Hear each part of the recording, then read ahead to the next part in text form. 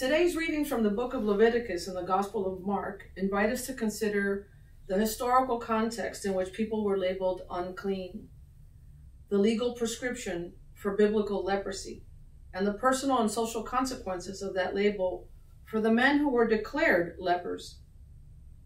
Then, in a perfect juxtaposition to this matter, Paul's letter to the Corinthians instructs the community to stay focused on the glory of God in all they are and do, avoiding giving offense and being imitators of Christ.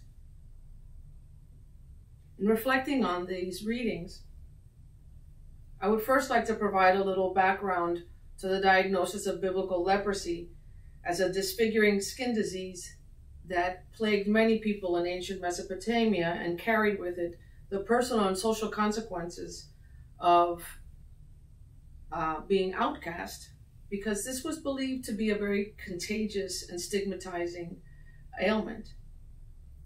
In the book of Leviticus, the law of Moses and Aaron prescribed to men with this diagnosis that they pluck their beard, rent their garments, shave their heads, and go about the town proclaiming unclean, unclean, an experience which, for all intents and purposes, was totally stigmatizing, shaming, and disorienting of the entire family. If they experienced healing, however, they had to perform ritual acts of purification and animal sacrifices that would restore them back into the community. But no leper escaped the prescription of the acts of shame and isolation. They were indeed outcast. In Mark's account, it's safe to say that Jesus knew something of this man that was out on the wayside, who begged to him and saying, "If you choose, you can make me well." When Jesus says, "I do choose, be made clean," he offers to the man the prescription of the law of Moses and Aaron. Jesus is following the moral law, the law of the time. But he also sternly warned him, tell no one, but offer what the law prescribes as a testimony to the priests. I think that more often than not, when we hear this gospel, we tend to focus on Jesus' pity and compassion towards the leper and how he chooses to touch him and to restore him. But this time, as we prepare ourselves for Lent, I would like to invite us to consider the consequences of the actions of the leper against the backdrop of the second reading from Paul's letter to the Corinthians, which begins with the message, "Do everything for the glory of God."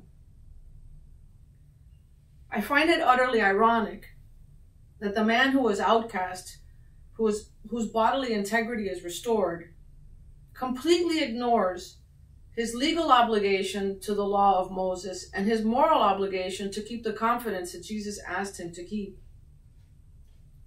He shows no gratitude and instead goes out and does the very thing he was told not to do, tells everybody what had happened. As a consequence of that man's actions, Jesus becomes the one outcast. Jesus becomes the one who has to go out into the countryside. Jesus becomes the marginal.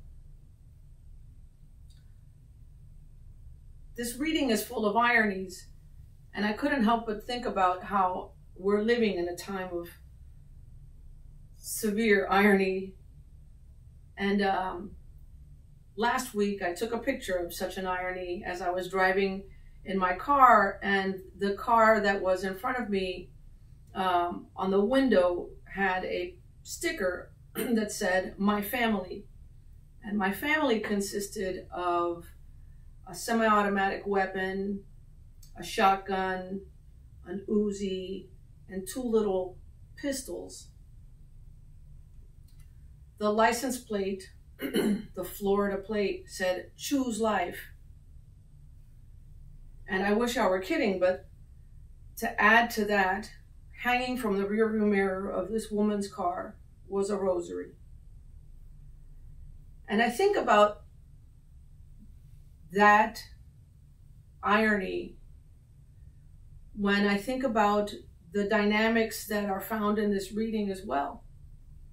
how do we choose life? How do we choose to be restored and made clean? How do we beg for that? And then at the same time, fail to recognize that we're called to promote, to be imitators of Christ, to promote that same kind of healing. I was perplexed when I posted this picture on my Facebook page and asked the question, what is wrong with this picture? 14 people who responded were aghast. And then one person said, there is no hypocrisy. Choosing to defend the life of the fetus, the beating heart, the developing brain, and defending against the animals who wish to take our life away. No hypocrisy.